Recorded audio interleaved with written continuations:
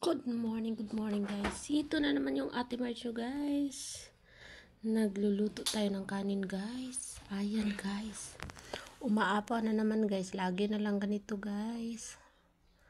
Tapos sabi ng kasama ko guys, mauubos kaya mo yan? Sabi ko. Hindi, mauubos natin tong dalawa.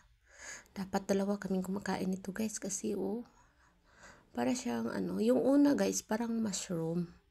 Ngayon naman hindi.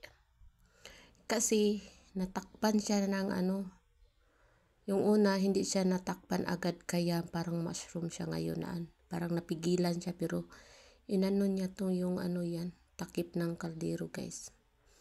Ayan, parang gutom na gutom ng mga tao dito guys kasi umaapaw. Ang dami namang kaldero guys pero ganyan lang ang nilulutuan namin guys para sa amin.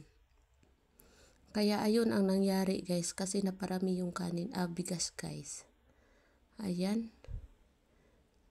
O diba? Parang nakakaluka guys.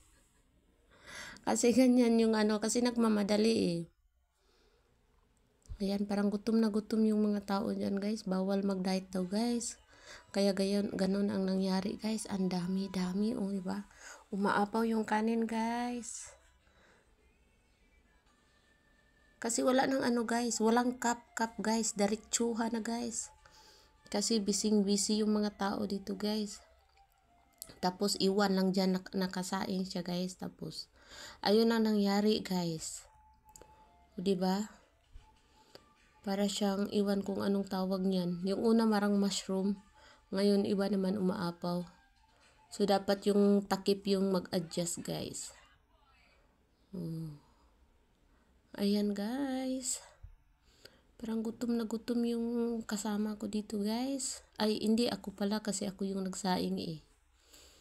Lagi na lang man ganito. Ayan, takipan na natin guys. Ayan. Hindi ito siya masyadong matakip guys. Kasi yung takip na lang nag-adjust guys. Pumatong na lang siya guys sa ibaba ng kanin.